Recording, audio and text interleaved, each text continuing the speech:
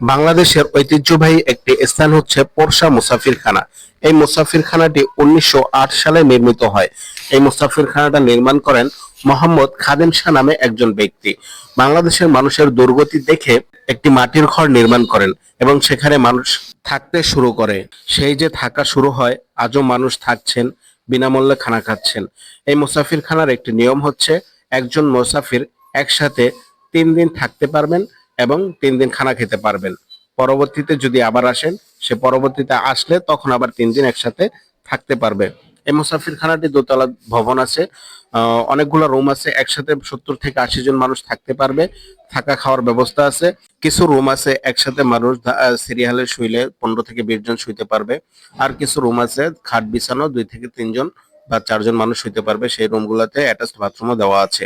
ভিতরে একটি অজুখানা, গোসলখানা সবকিছুই আছে। মুসাফিরখানাটির পাশেই একটি বড় পুকুর আছে। সেই পুকুরে ইচ্ছা করলে মানুষ গোসল করতে পারে।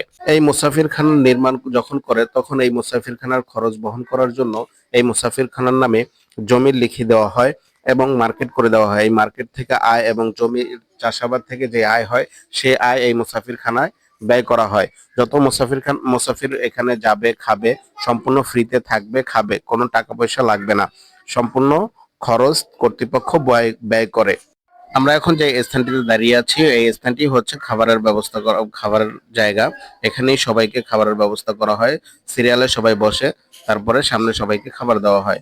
রমজান মাসে 200-300 মানুষ একসাথে ইফতার করে এবং রাত্রে খাবার খায়। আমাদের সাথে কথা বলতে যে মুরব্বীকে দেখেছেন, উনি এই প্রতিষ্ঠানে 16 বছর ধরে কর্মরত আছেন। উনি এই প্রতিষ্ঠানের দায়িত্বশীল। মানুষজন যদি যায়, তখন তার কাছে রেজিস্টার খাতায় রেজিস্ট্রেশন করা লাগে। মুসাফিরখানায় একটি বিশাল পুকুর আছে। এই পুকুর থেকে মাছ চাষ হয়। মুসাফির যারা যায়, তারা এখানে গোসল করে। বাংলার ঐতিহ্য এখনো টিকে আছে এই পোরশা মুসাফিরখানায়। এই মুসাফিরখানাটার অবস্থান হচ্ছে নওগাঁ জেলার পোরশা থানায়। ভিডিওটি কেমন লাগলো জানাবেন, অবশ্যই আমাদের সাথে থাকবেন। আল্লাহ হাফেজ।